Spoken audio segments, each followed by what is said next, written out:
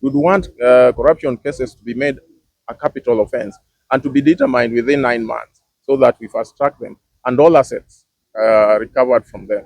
Wameua watu wenyu, wameiba mashamba, tutanyonga hao. Sema nyonga hao. Siwasikii. Nyonga hao. Nyonga hao.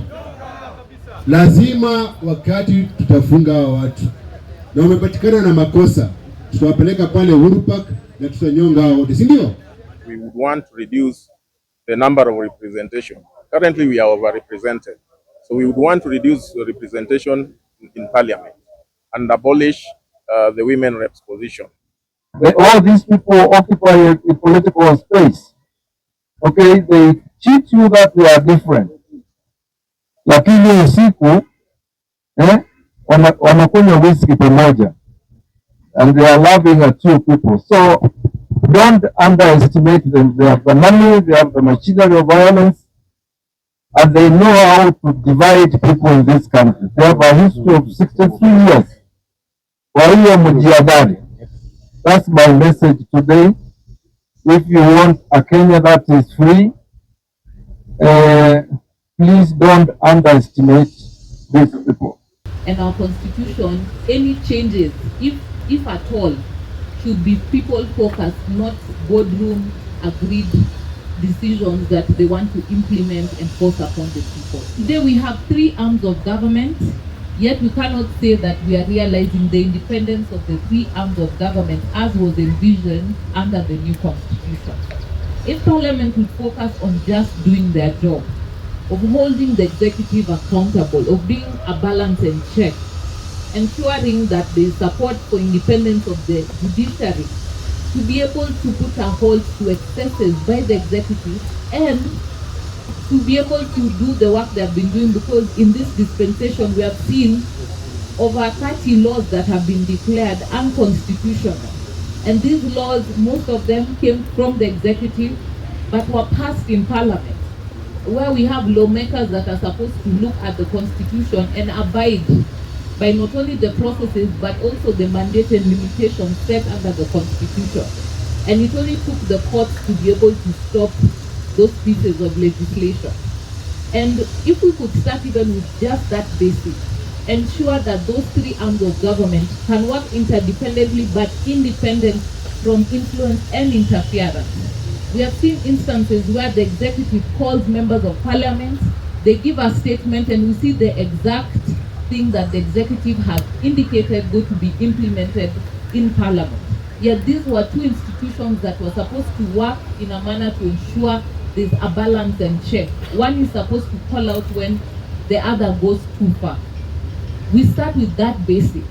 And the leader of Nyorosha Kenya initiative, we want to change the constitution. We're looking at it from the lenses of an ordinary person, not from the lenses of elected people. Because we ordinary people, we are the people who know what we undergo and need the law to be enacted to favor us. Sio ni ukweli? So I want to be very brief because the Chief Justice Emeritus is 79 years old, just 1 year shy, and is not feeling well. So I wouldn't want to keep him here for long. And of course, he wasn't even aware that this was going to happen. He just came to plant trees, and we appreciate, because that is love. Because once we start this process of Nyorosha Katiba initiative, we are also going to plant trees that will also mark the beginning of collection of signatures, 1 million+ signatures, to change our constitution for us to be governed better. I'll just go and I'll be very brief. Allow me to read. Okay, on this day 16 years ago, we promulgated the Constitution of Kenya that had been fought for many years, with some losing their lives in the struggle. A position that again led to the 33% rejecting the document, while agreeing that the 80% was good. It is this 20% portion that we are attempting to correct today, having also had an opportunity to audit the Constitution after putting it to practical use in the past 13 years, allowing us to see gray areas that need some thinking around. Our Constitution granted us some social rights, but needed further legislations to enforce them. One important right is one to access healthcare, which is a fundamental issue and extremely key to humanity. But realistically, we still lose lives due to lack of access to Medicare, due to lack of funds. Hospitals demanding payments even before you undergo tests and diagnosis is done. This bothers me, and it should bother all leaders entrusted with responsibility to address this. It is for this reason that I press upon the legislative arm of government to enact a Save a Life First law bill, to guard against losing lives due to lack of money.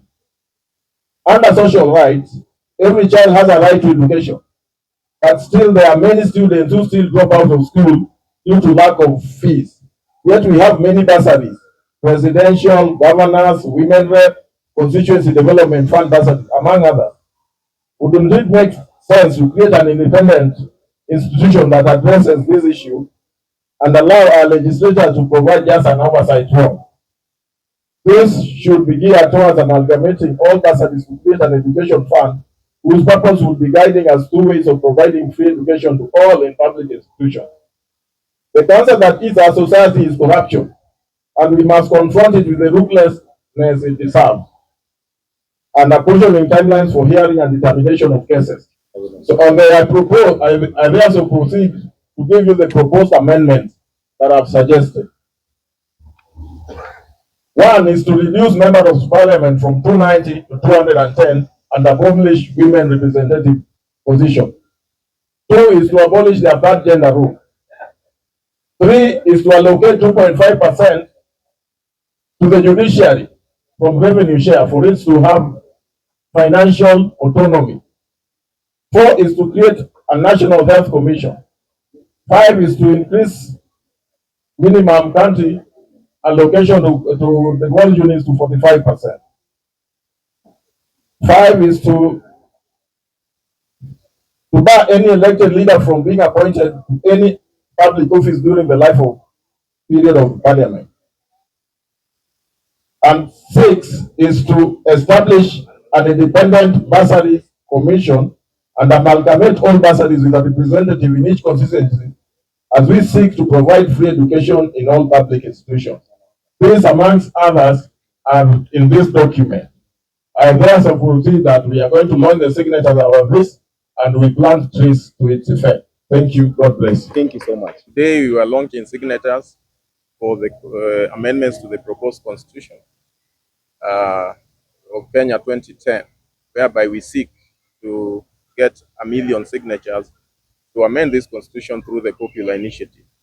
Under the constitutional amendments that we are proposing, there are quite a number of items that we would like to address for us to be governed better. One of which is that we would want to reduce the number of representation. Currently, we are overrepresented. So we would want to reduce the representation in parliament and abolish the women reps position. Again, we would want to give the judiciary independence by granting it 2.5% share of revenue for it to have a financial autonomy. We also realize that we need to address the issue of the health sector because the counties are having problems in this devolved function.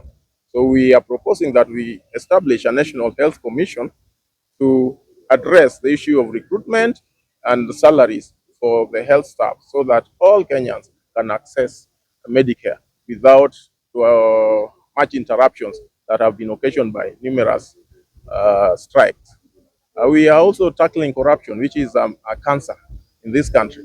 We would want corruption cases to be made a capital offense and to be determined within 9 months so that we fast track them and all assets recovered from them. We are also suggesting that we create an economic fund, a community development fund. We abolish CDF and we create an economic fund which should be distributed across all the wards, be managed by the ward administrators. Other proposals within our amendment, and I was forgetting a most important one, is about creating a Save a Life First bill, whereby if you are sick, you are given medication even before the demand for money. And we're also proposing that we amalgamate all the bursaries so that we provide free education for all. All these I think are the summary of what we want to amend. No, we are not interfering with the term limit at all. Okay, being that you have got gender, Also, Raila Amolo Odinga is all look together that we are supposed to have and also we have bursaries. We have also got the bursaries.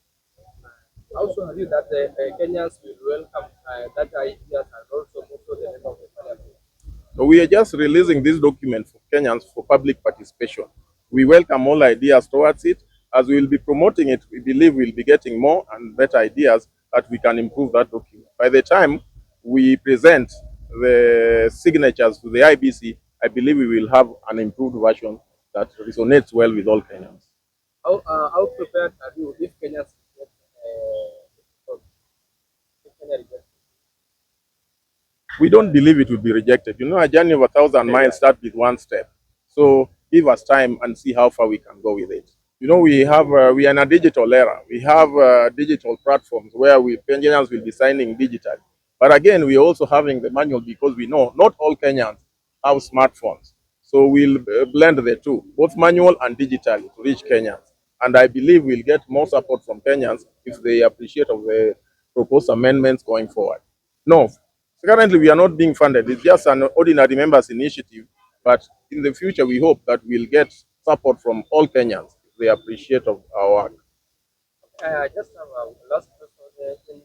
In Katiba, have what have you even included that the process, or why? If you have not included them, why? And also them also they are Kenyans. The main street families. Yeah. I think when we are touching on the 2% that we would want to be as given as a community development fund, this includes all Kenyans because this one it means we want to create opportunities for all, regardless of age, tribe, race, or whatever position you are in. Some maybe for the sake of more emphasis, and you have a problem with the docket of women. As we speak, there are so many people who are employed in those sectors. With your proposal, which idea do you have that will make it possible to accommodate this job if the seat of the women is full? No, we are creating opportunity for those women reps to also run for parliamentary seats against other men. And the people who are there will obviously be accommodated because all that are always employed, it always serve a 5-year term, after which they become, if you lose an election, you become unemployed. So I believe they will find another place. And of course, we are going to save money. When you reduce the number of members of parliament, we are going to save money that if we choose properly, we will actually employ a lot more people than the currently employed.